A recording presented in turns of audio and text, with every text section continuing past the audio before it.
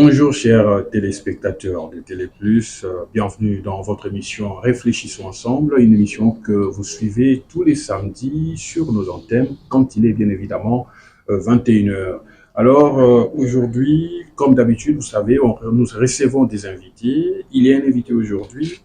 Nous allons parler de plusieurs choses que d'ailleurs je veux saluer. Il s'appelle Maître Richard Pinda, il est cadre de l'UDPS. Bonjour Maître Pinda. Bonjour, merci à vous de nous recevoir. Je ne suis non seulement cadre de l'UDPS, mais aussi président de la plateforme Yabisson Pinda et je suis aussi communicateur membre de l'ICOR. Ok, d'accord. Alors, Maître Pinda, nous allons travailler sur deux thèmes aujourd'hui. Il y a la loi dite Tiani. Est-elle opportune à l'heure où les enjeux économiques et sécuritaires de l'heure semblent plus préoccupants?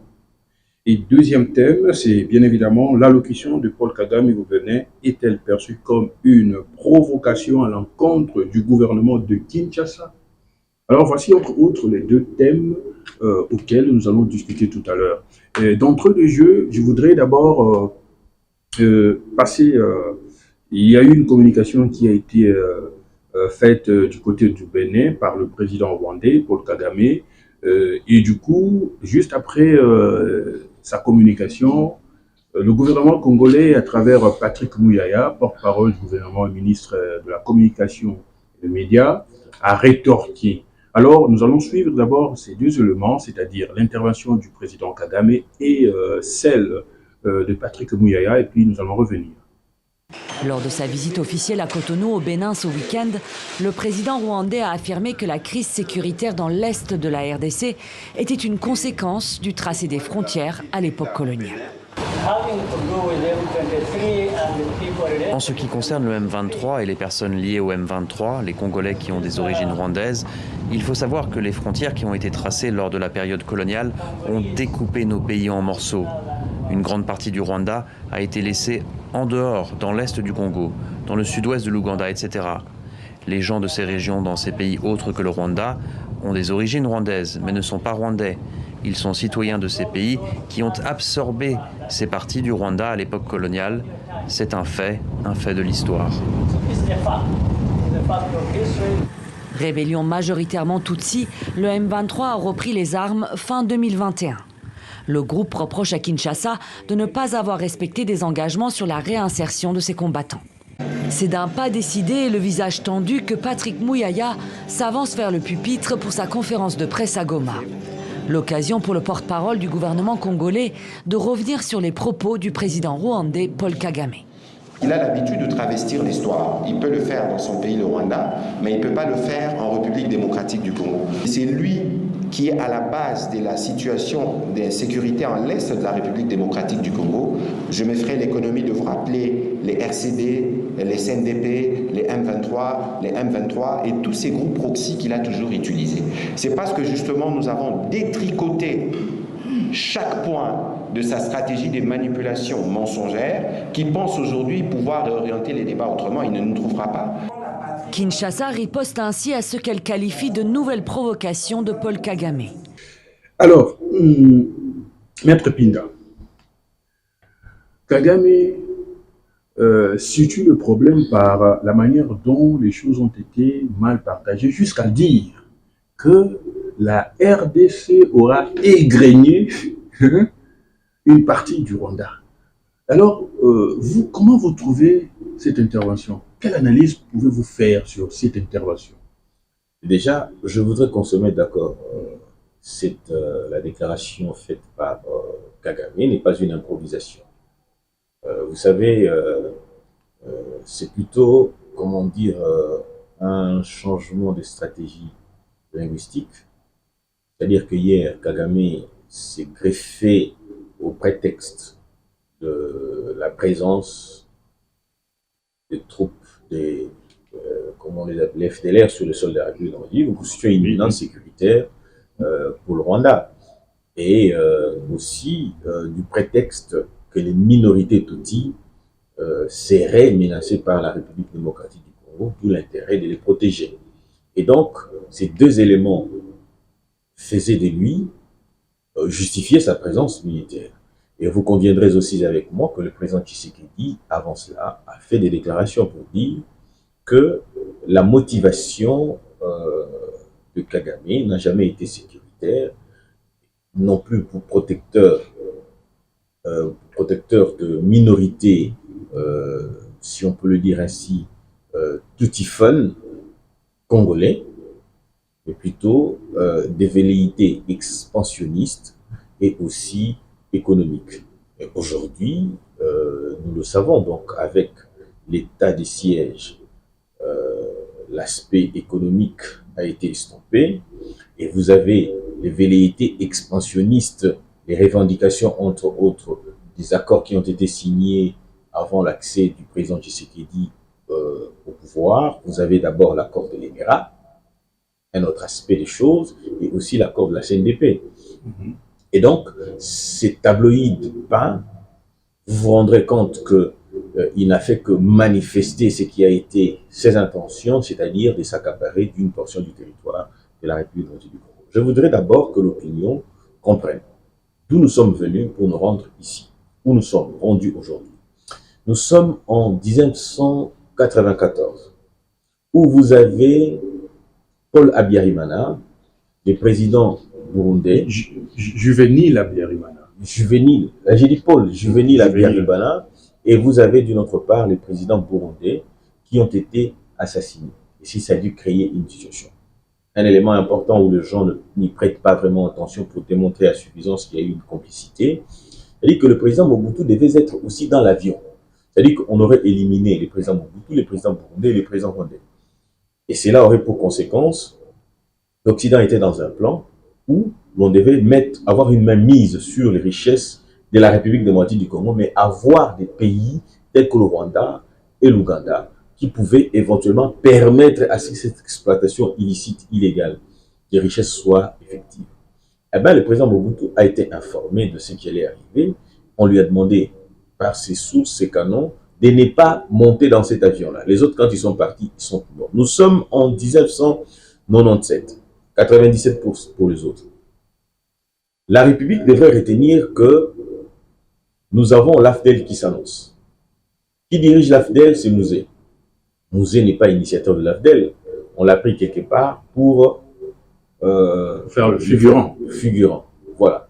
Et Mouzé, à cette époque-là, bien sûr, on le prend pour un ivrogne, quelqu'un dont on n'a pas de maîtrise, en fait, qu'on peut maîtriser, quelqu'un qui n'a pas comment dire, parce que il était réduit à faire des petits commerces de survie, eh ben, on dit, celui-là, on peut le maîtriser, le manipuler, tout ce qui va avec. Mais lorsque Mouzé arrive au Katanga, lorsque Kinshasa est libéré, Mouzé s'auto-proclame président de l'AFDEL, président de la République. Et donc, ça change complètement la donne politique, et on dit, bon, on l'observe et on fait avec. On ne peut pas, du coup, aussitôt arriver, eh ben, l'éjecter, puisque l'opinion, puisque ce qu'il faut gérer, c'est l'opinion. Et donc, avant d'en arriver à ça, Mouzé avait signé l'accord de l'Émirat. Alors, pendant qu'ils arrivent, ils éliminent tout ce qui était nuisible, c'est-à-dire les Makenga, les Ilunga, et ainsi de suite, tout ça, ils ont été tous éliminés. Ils arrivent à Kinshasa. Mouzé dit non, ma priorité, c'est le Congo. Vous prétendez nous avoir libérés, vous prétendez être là pour nous, on doit effectivement servir la nation. C'est ainsi que on va maintenant créer l'AFDEL, la guerre du RCD Goma, c'est-à-dire celui du 2 août 2000, qui a enclenché la déstabilisation avec les RCD Goma qui sont allés au front, ainsi de suite, tout ça. Mais pourquoi je relève tous ces éléments ici? C'est pour voir qu'il y a eu un parcours, une suite logique. Oui, il y a eu l'accord de Sun City. Oui, nous sommes à Sun City, nous signons l'accord global et inclusif. D'ailleurs, il faut voir que l'UDPS a joué aussi un rôle très important pour que nous ayons l'accord global et inclusif. Souvenez-vous que le MLC et le gouvernement sous Joseph Kabila avaient signé un accord qu'on appelait l'accord de l'hôtel de Cascade. Et cet accord, c'était pratiquement la balkanisation ou la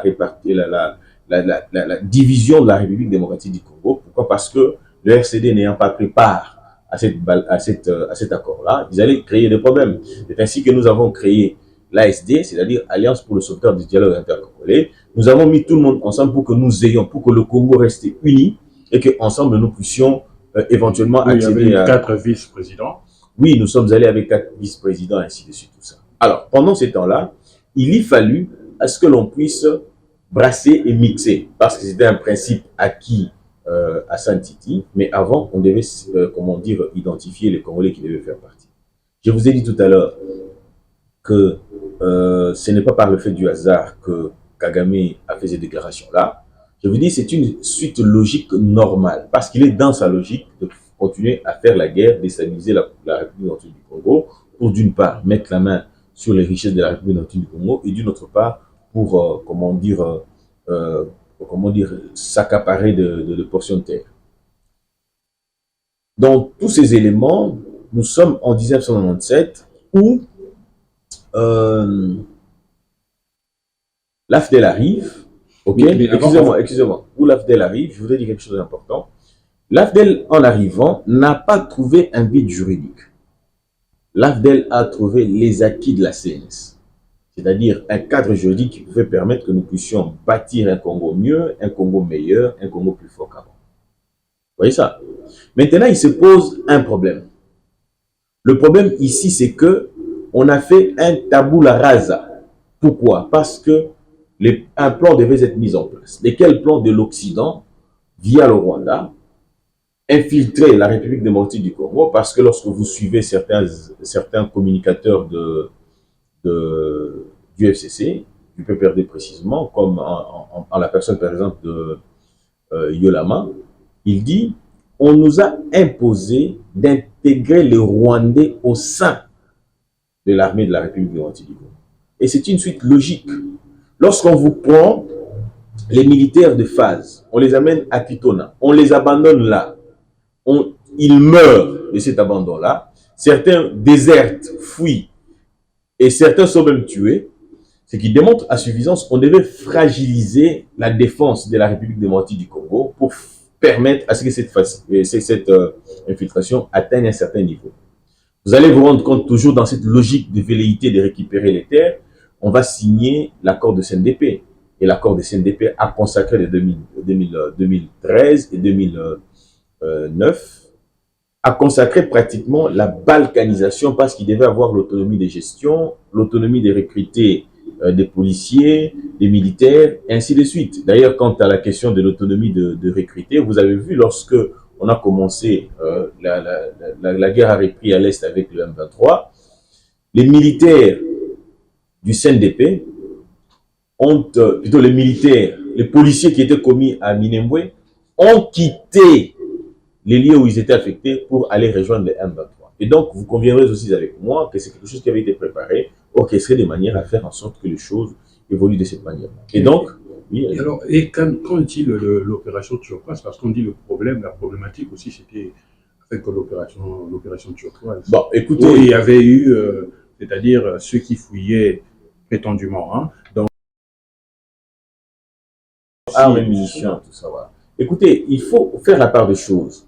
La France étant ce qu'elle est, vous savez, à l'époque, nous étions encore à peine sortis de la guerre froide. Hein.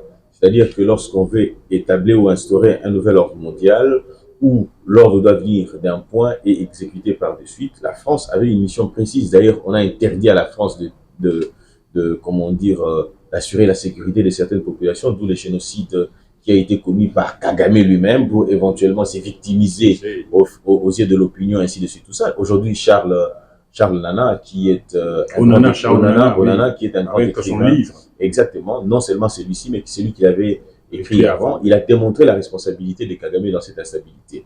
Alors, l'opération turquoise avait une mission, c'est-à-dire la mission était d'infiltrer, de donner un prétexte, parce que vous ne pouvez pas me dire comment on peut fermer toutes les frontières que les États ont en commun avec le Rwanda pour ne laisser qu'un couloir qui amène vers la République démocratique du Congo.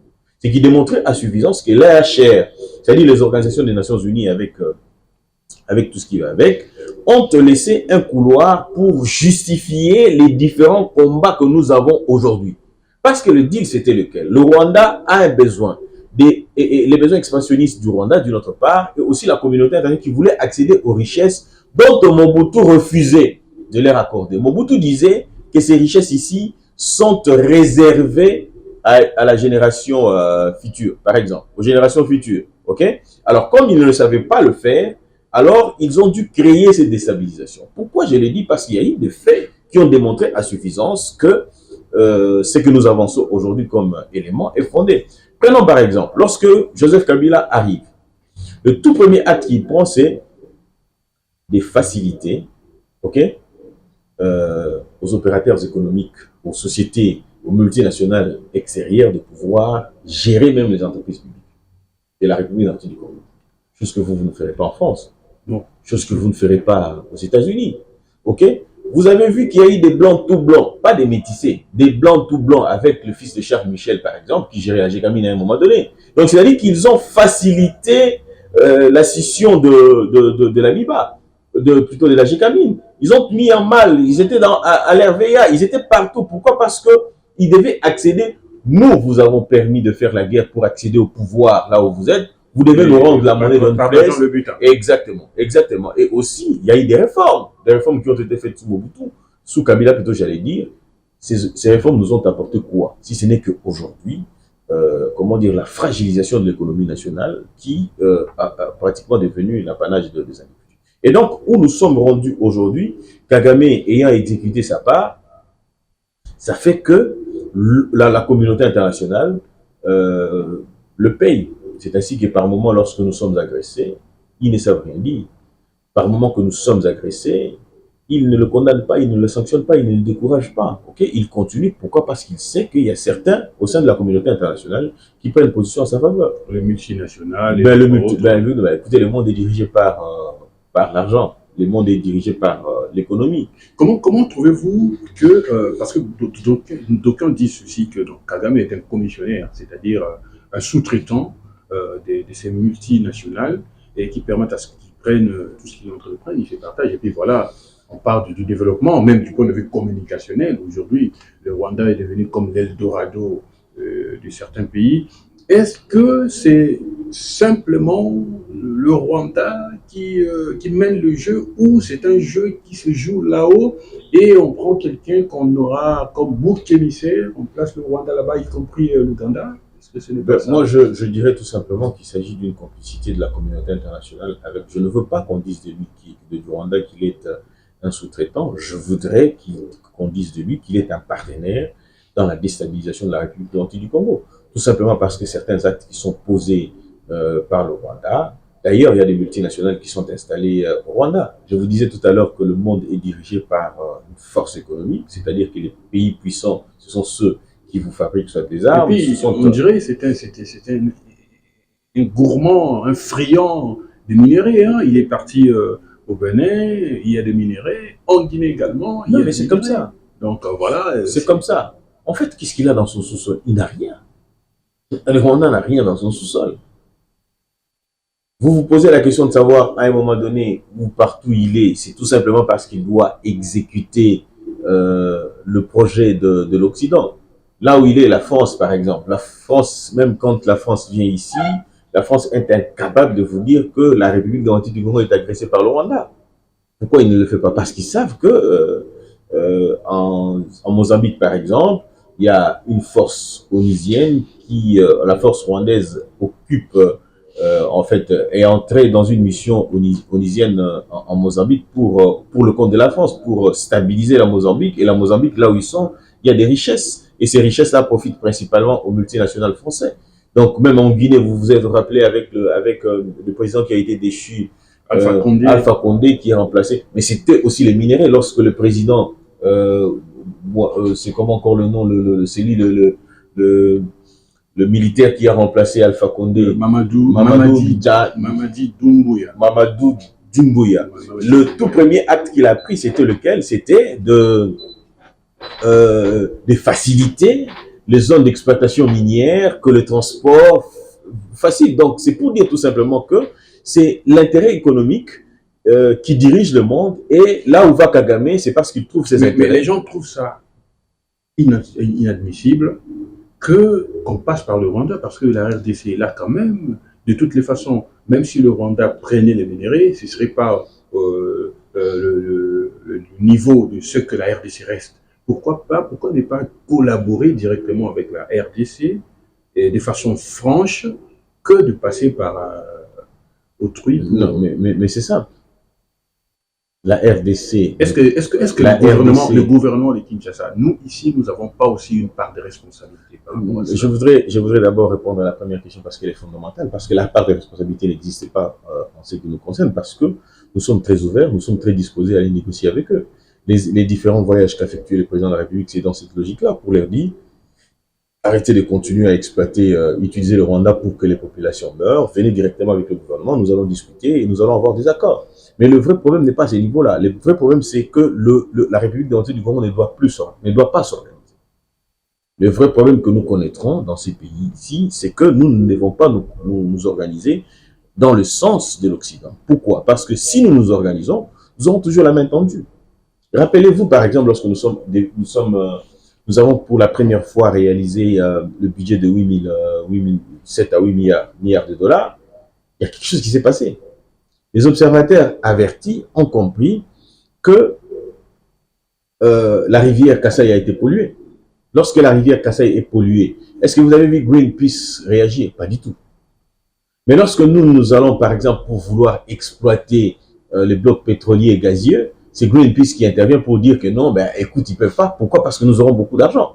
Lorsque la rivière Kasaï est polluée, ils savent que l'argent que nous avons mobilisé, ça sera injecté, pour les populations qui vont en être victimes. Lorsqu'on injecte dans les populations qui sont victimes, ou pour, purifier l'eau, ainsi de suite, tout ça, la rivière, mais il n'y a pas de dividendes direct. Vous voyez ça? Et pourtant, les besoins que nous avons, c'est l'argent, investir, et les revenus qui vont être bénéfiques peuvent être orientés autrement. Donc, vous conviendrez que la démarche entreprise par l'Occident, c'est que nous ne pouvons pas nous organiser en tant qu'État pour que nous continuions à avoir la main tendue vis-à-vis d'eux, et ils vont nous contrôler par leurs instruments, entre autres la Banque mondiale et le FMI. Donc, c'est pratiquement la situation dans laquelle nous sommes, la situation dans laquelle, qui justifie la présence du Rwanda. Et pourquoi on recourt au Rwanda? Parce qu'ils savent que le Rwanda n'a rien comme richesse. Il n'a que besoin de ça pour survivre, c'est-à-dire continuer à déstabiliser l'Est de la République. Lorsqu'il tient un modèle, vous avez dit tantôt Eldorado et consorts, ainsi de suite, tout ça, c'est tout simplement aussi pour démontrer qu'il faut créer cette dépendance-là. Le Rwanda continue à déstabiliser la République du Congo et en retour, ils obtiennent, les minéraux. Ils refusent de passer par la République du Congo parce que la République du Congo, une fois organisée, eh ben, les choses vont s'entendre autrement. Alors, maître, je rappelle, chers téléspectateurs, vous venez à peine de nous prendre en marche. Je suis avec maître Richard Pinda. Il est le cadre de l'UDPS et le président de Yabiso Pinda. Et communicateur membre de l'ICOR. Alors, maître Richard Pinda, au regard de tout ce qui suit, est-ce que la RDC ne doit pas avoir une position pouvant permettre à ce que ça cesse? Parce que à côté de la spoliation économique, il y a aussi les gens qui meurent. Mais quelle est la stratégie selon vous, par exemple, pour que nous arrivions carrément quand même à relever la tête et continuer? Parce que pour ne pas aussi que cette idée de balkanisation dans la tête de certaines personnes soit effective, que doit faire, en fait, le gouvernement congolais? Alors, la responsabilité principale n'est pas celle du gouvernement. Je veux vous étonner. C'est la responsabilité de la population. Pourquoi je le dis? Parce que la population est censée soutenir son chef, ou ses chefs, ses dirigeants. Mieux pour dire chef, c'est un peu tiré par le cheveu. Donc, je pense qu'il faille à ce que une vision claire et nette soit soutenue. Et au-delà d'une vision claire et nette soit soutenue, il faut aussi obligatoirement et nécessairement que la population soit éveillée. Pourquoi et comment? Vous savez, lorsque nous sommes dans un État comme le nôtre, nous avons la responsabilité d'informer. Et d'ailleurs, ici j'en interpelle le Parlement parce qu'il y a eu un projet sur le droit à l'information qui a été rendu public. Et jusqu'ici, Apparemment, on a comme l'impression que les parlementaires vont faire des langues en tout ça. Et pourtant, on a besoin de cette loi-là pour permettre à ce que nous puissions avoir l'accès facile aux informations. La population doit être mobilisée, éveillée, être dans la rue s'il le faut, pour le compte de la République. Je m'explique. Vous savez, lorsque nous sommes à l'est de la République,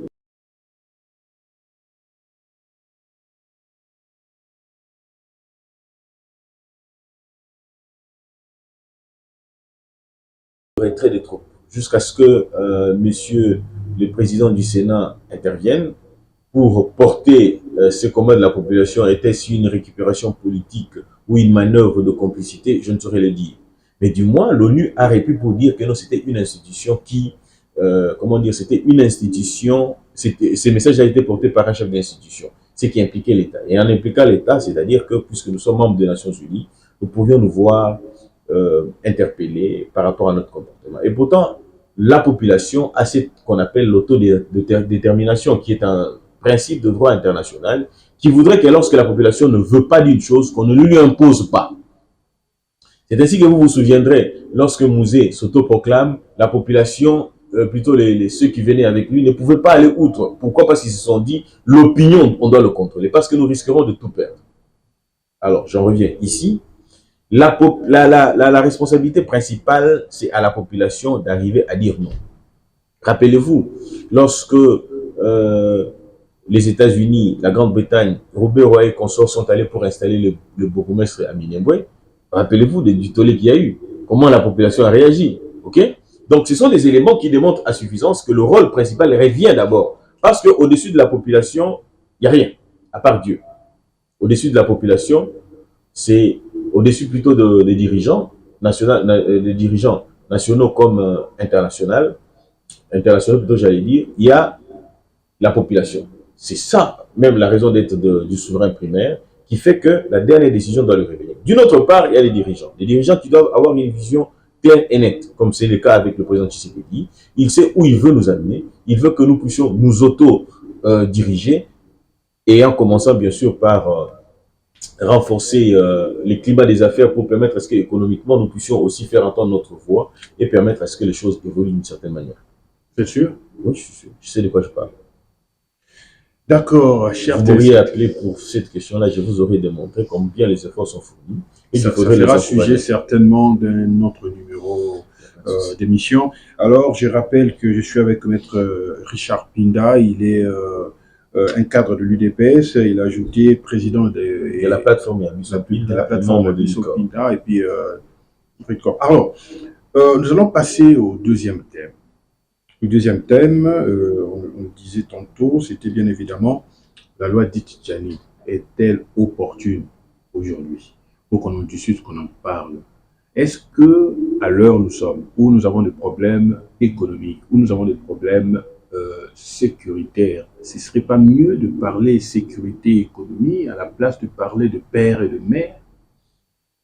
Déjà, vous auriez dit plutôt, j'allais dire, le projet de loi Tchani, je vous aurais amené dans un entendement purement, parce que d'ailleurs ce n'est pas encore une loi, et deuxièmement, ce projet de loi est attendu pour débat à l'Assemblée nationale.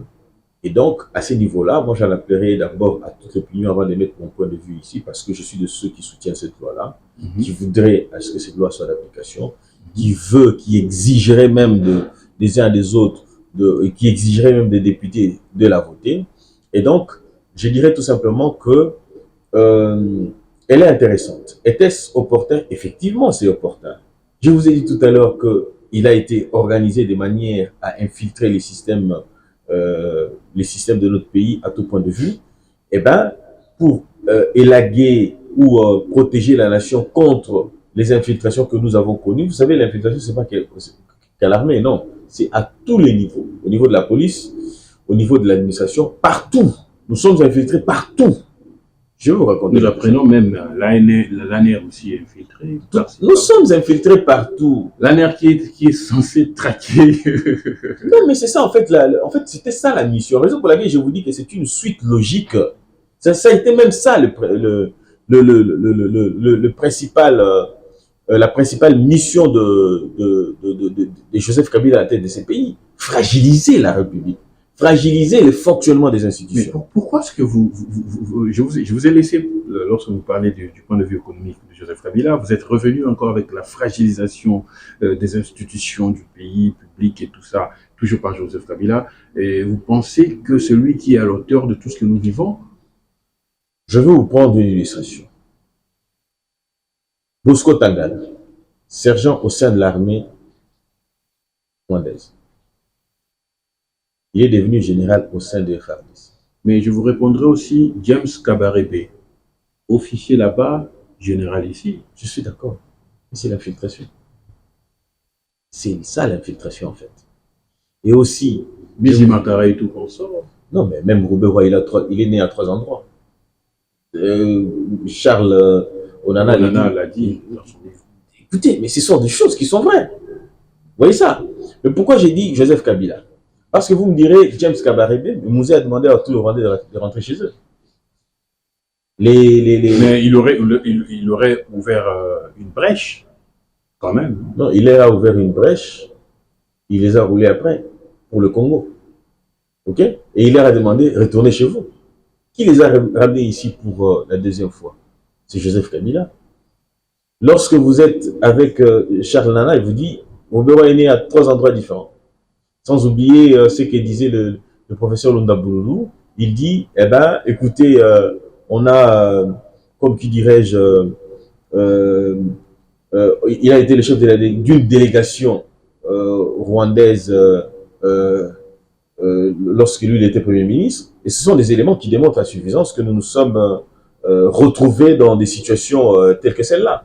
Et donc, l'infiltration, donc je disais tout à l'heure ici, à lui-même Joseph Kabila, vous avez vu ce que le professeur Goïmouken a dit, qui lui a créé une généalogie, une histoire au Katanga. Et donc, ce sont des éléments qui démontrent à suffisance. Même toujours aussi dans le livre de Charles Onana, aussi, on parle aussi de Joseph Kabila. Vous voyez ça, avec tout ce que nous avons connu. Donc, ce sont des éléments qui démontrent à suffisance combien nous avons été infiltrés avec une mission précise qui a été de Joseph Kabila. Et il faut régler cette affaire-là. Comment il faut le faire? Nous disons que la loi des pères et des mères, c'est-à-dire que celui qui sera à la tête de ces pays, puisse éventuellement prendre des décisions qui vont dans le sens de la République.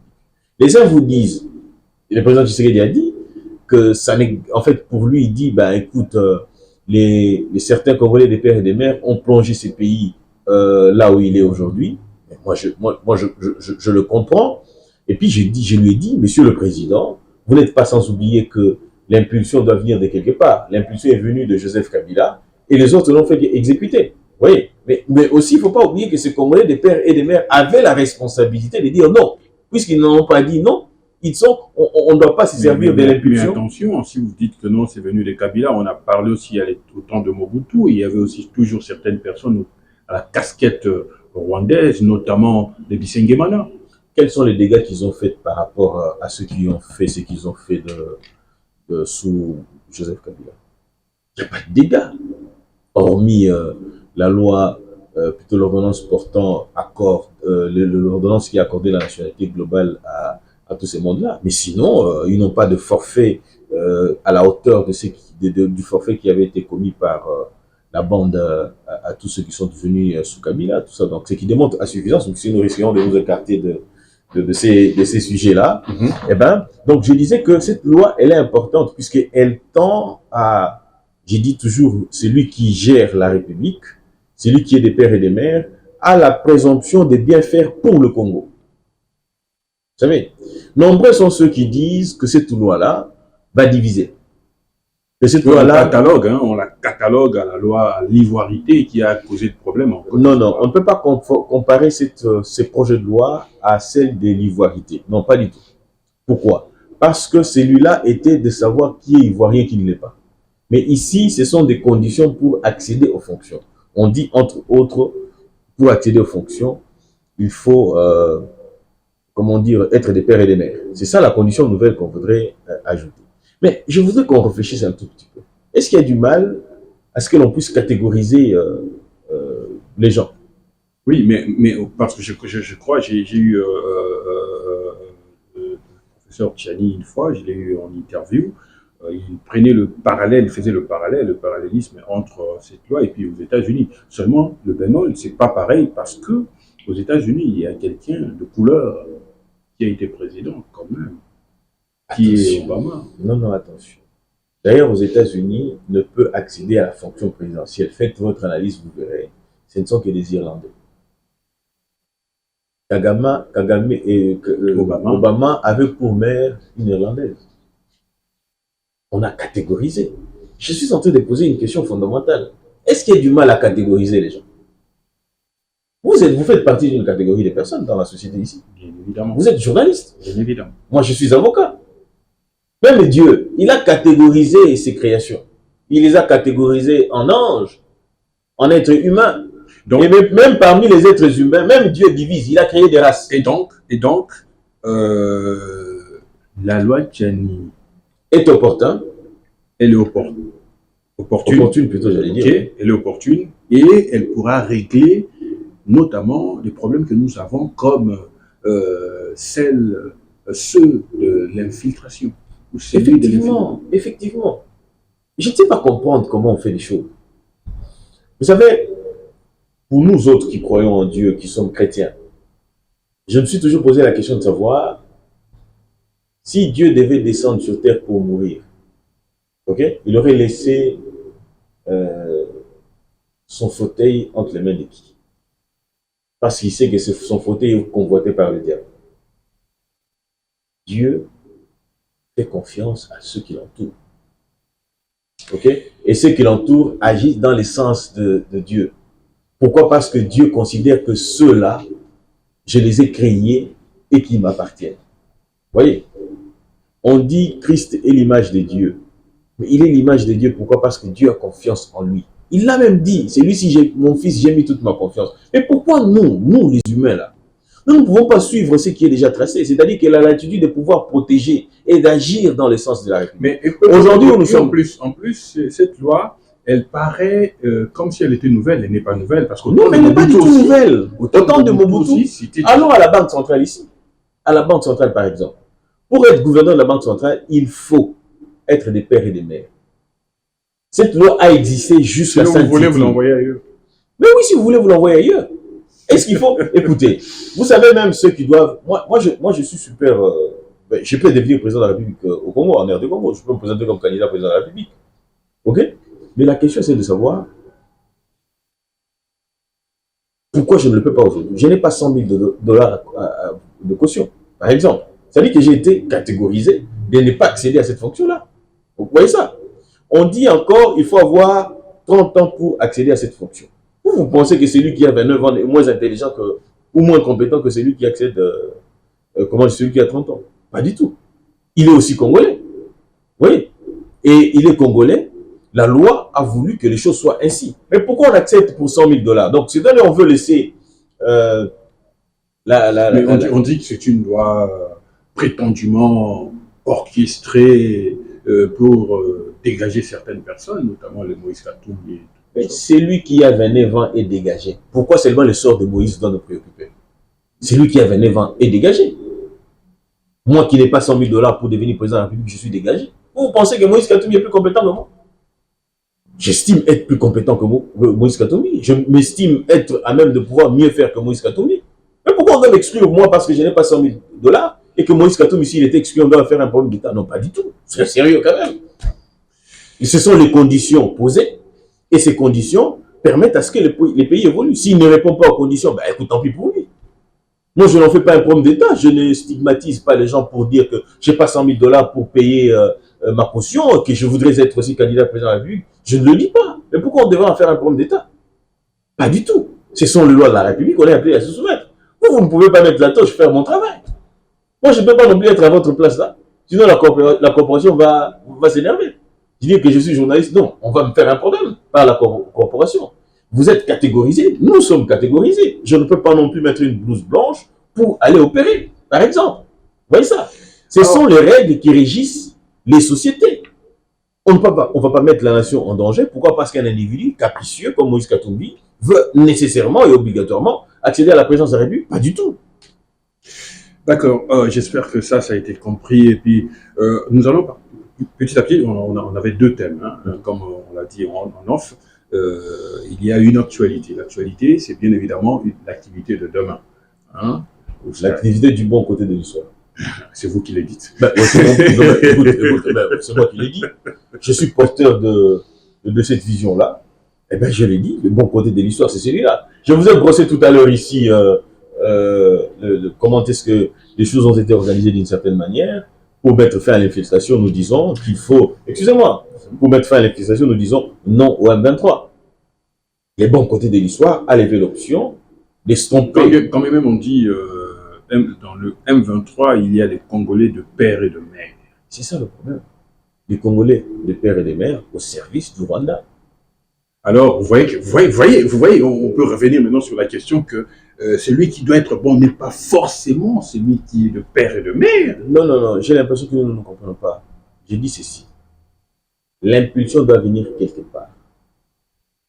Il y a des Congolais de père et de mère corrompus. Ok? Il y a des Congolais qui sont 50-50, si on peut le dire comme ça, qui sont mieux, qui peuvent faire mieux que le Congolais. Mais la présomption de bien faire penche beaucoup plus vers celui qui est des pères et des mères. D'où l'intérêt d'aller vers celui-là que d'aller vers celui qui a des liens avec d'autres pays qui peuvent nous mettre en difficulté. D'accord. Il y a une activité, l'Union Sacrée se retrouve demain au stade, et certains se posent la question de savoir, est-ce que c'est important que l'Union Sacrée fasse une activité qui s'annonce comme une démonstration de force, mais contre qui? Non, mais écoutez, nous sommes en politique. En politique, on dit rapport de force sur le terrain.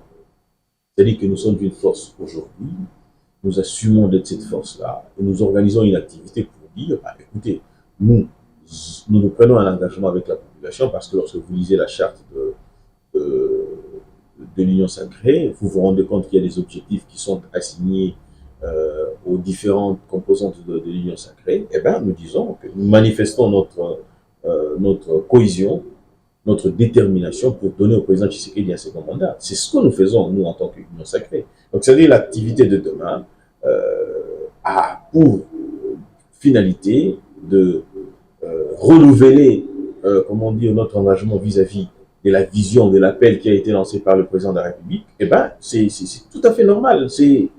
Oui, il faut manifester cette force. Il y a des personnes qui fustigent cela, que non, il y a déjà eu certains petits partis mallettes pour accompagner le président de la République d'avoir briguer tranquillement son deuxième mandat.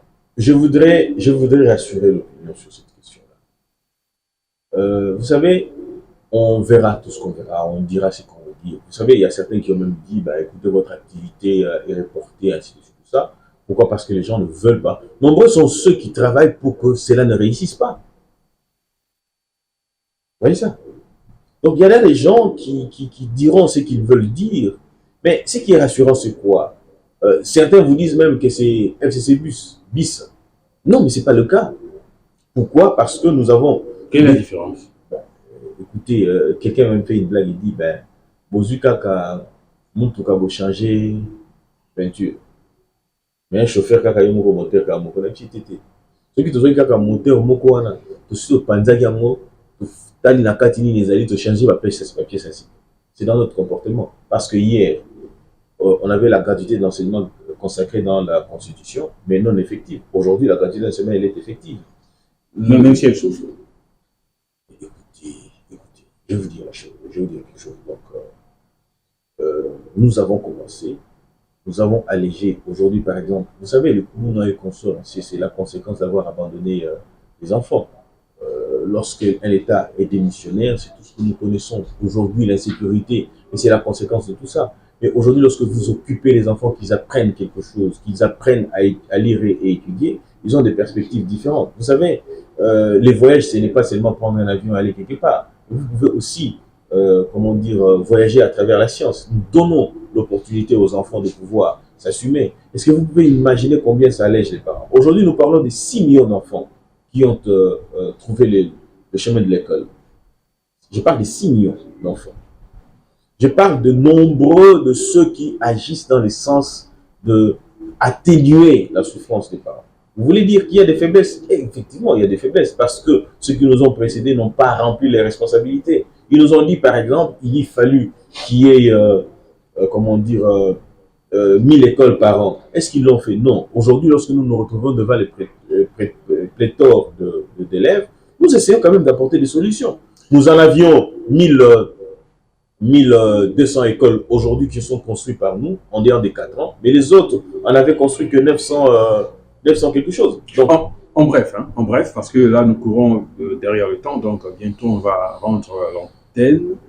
Rapidement, l'on parle aussi de cette activité de demeure où il y a eu 1 million décaissés. Des quoi? Millions. Oui, les millions sont décaissés dans nos caisses des partis politiques. Moi, je suis de l'UDPS. Nous, à l'UDPS... C'est pas la Banque centrale? Vous en avez la preuve? Non, je demande, je pose la question. Posez-moi et c'est à moi de poser la question. Non, ça a toujours été ainsi lorsque vous voulez vous échapper. C'est comme ça avec les journalistes. En fait, il faut savoir une chose. L'UDPS, nous avons toujours soutenu, lutté pour une vision.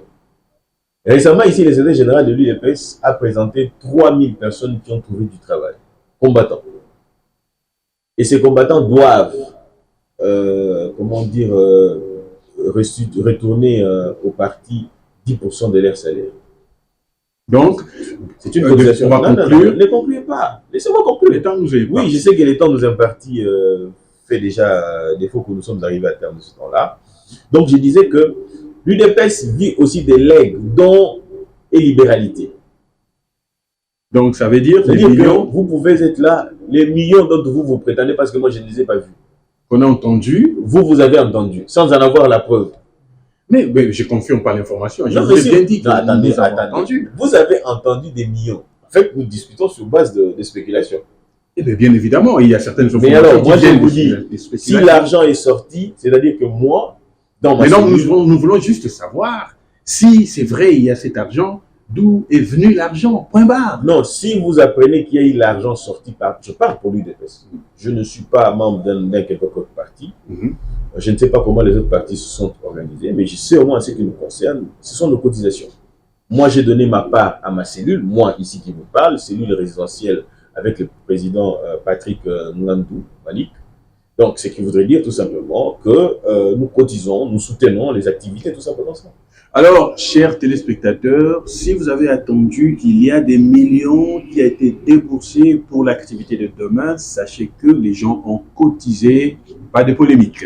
6 millions, il y a eu seulement. Si, il y a eu, bien évidemment. Ouais, voilà. Alors, excusez-moi, parce que selon certaines rumeurs, c'est 12 millions qui seraient sortis, c'est 18 millions, c'est 20 millions, c'est 30 millions, mais au juste, c'est quoi le montant? C'est lui qui a vu le montant. Il apporte la preuve et éventuellement, nous mettons à la disposition de l'opinion. Et vous nous conviez à nous justifier. Merci beaucoup, maître Richard Pinda. Bon, nous sommes arrivés à la fin.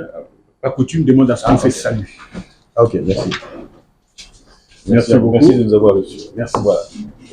Merci. Regardez là-bas. Ah, ok. Merci. Merci à vous, merci. Allez, quant à vous, chers téléspectateurs, je vous dis au prochain numéro. J'avais pour vous l'invité Richard Pinda, président de la plateforme Yabiso Pinda, et puis en même temps, cadre de l'UDPS.